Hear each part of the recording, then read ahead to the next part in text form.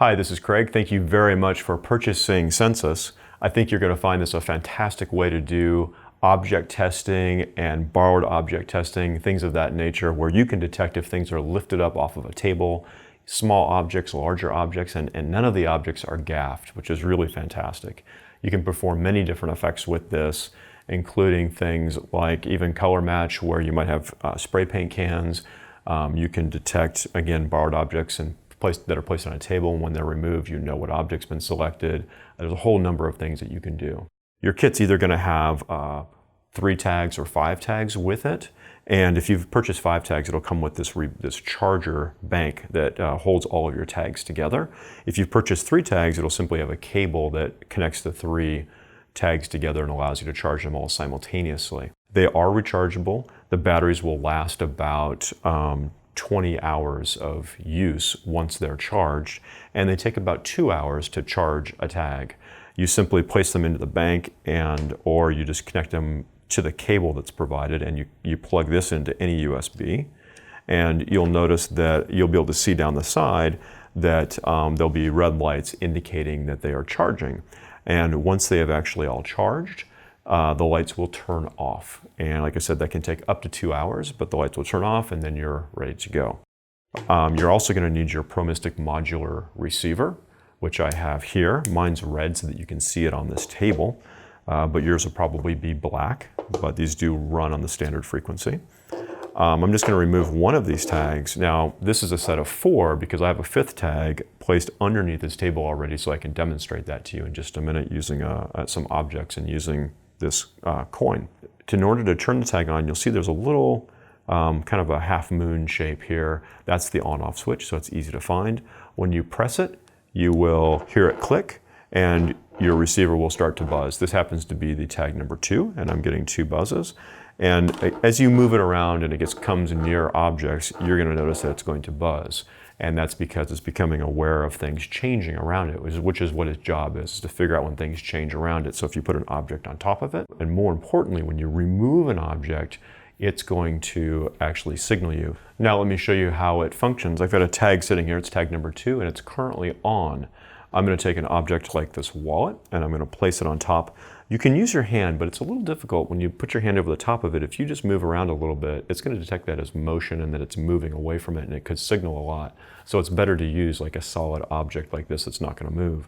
I'm going to place this on top of the tag. You'll notice that we just got a number 2 buzz. Sometimes you'll get an indication of a single buzz or maybe a double buzz. It doesn't even always give a buzz for that, but right now it's becoming used to that wallet being there. If that wallet gets removed, it's definitely going to signal you. So we're getting 2 buzzes there, and we're getting some repeats there. In this case, we're getting 3 repeats. It does really depend on the size of the object, how many repeats you're going to get. So bigger objects, you get more repeats, and smaller objects, you might only get 1 or 2. So if you're detecting like a playing card or something, you might only get 1 or 2 repeats. I always recommend, if you're going to put lighter objects onto something, make it tag number 1 or 2 or 3. The larger objects should go on tags 4 and 5 because the number of repeats you get is depending on how long it's taking it to like readjust to its environment. So that's basically how it works. It detects most of the time when something goes on it, and it detects when an object gets removed from it. Let me show you to turn this off. You simply press and hold the button down, and you will see the light go off after about 6 seconds. And now this tag's completely off, and it can be handled, and we're not getting any signals. Now, you can put these tags underneath a table, which I've done on this table. You want to do it on the flat side here, not the on-off side. You want to do the flat side. It's actually more sensitive, and plus you want to be able to turn it on and off when it's underneath your table. You want to use the provided blue tack that we have. That keeps this tag nice and stable. You don't want this tag to be moving around underneath there at all because that can cause a false signal. So you want it to be nice and firm, and very small rolls of blue tack that keep it close to the table and keep it firm to the table is the best way to mount this under the table. And I've done that here on the edge. As far as spacing goes, I like to say that you should space this about 1 tag width apart. So if you have a tag here, you should have a tag distance, and you should have another tag here. So on a table like this, it's maybe 14 inches across, you can easily have 5 tags. I space them as far apart as I can get. In fact, you could use the 4 corners if you wanted to. There's nothing wrong with that, and they're nice and far apart. That works. You don't have to go right in the corner, you can move it in a little bit. And if you're going to go underneath the table, you don't want to use a super thick table, and you better test the table to make sure that you can sense it. This is a 1/4 inch and it's plastic. It's not good to use metal. If you have to use something like a metal table, put the tags on top and put some sort of a close-up mat or something over the top of the tags that's cloth. It's okay to use metal, but you want the smooth side up towards your object, and you want them on top of the table. Don't go through a metal table. That's not going to work, but it will go through plastic and wood and things of that nature without a problem. So right now I have tag number 1 that is underneath the table, and I've actually put just a coin on it just to show the sensitivity. And notice when I pick up this coin, we're going to actually get a sense there. So you see the sensing 1s there. So you'll notice that it gave a 1 and then it gave some more 1s. The reason for that was it actually sensed me touching. So when using small objects, it's sensing my hand coming in and touching that coin before I picked it up, and then it's sensing the removal of the coin. So it is possible to get that delay from when it basically sensed that I touched it and then when I removed it. Of course, if you put a wallet down there, it's going to sense this wallet is there, and if somebody were to remove this wallet, in this particular case, it's more sensing just the wallet removing, but you can use cell phones, car keys, glasses. You can even use really small objects that are like even things like paper clips. If you're going to use something like a bill, you might want to use a paper clip around the bill because that adds to what it's able to detect. The bill itself is very thin and light, and it's hard to detect a bill, but if it's got a metal paper clip on it, it can definitely detect that. So any type of billet or piece of paper or something extremely small, you either want them to get their hand next to the object so it goes off, and when they remove their hand, you'll hear it go off.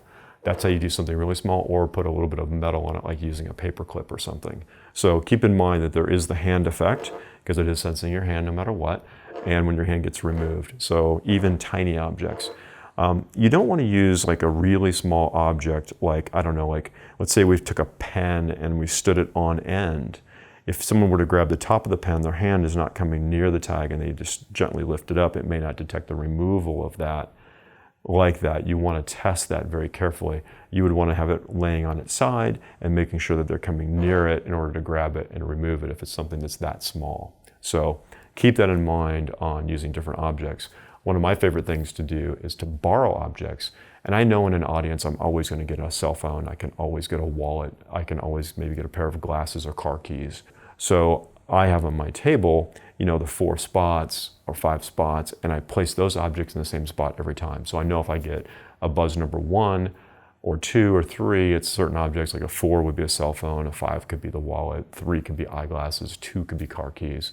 So those are things I can always get, and I can have people come up and I can just borrow them and put them up there and give them back. So they're just completely ungaffed, borrowed objects, and I can do an object test with that and predict what somebody would pick up. I really hope you enjoy performing with it, and please join our Facebook group and feel free to add any comments or ask any questions there.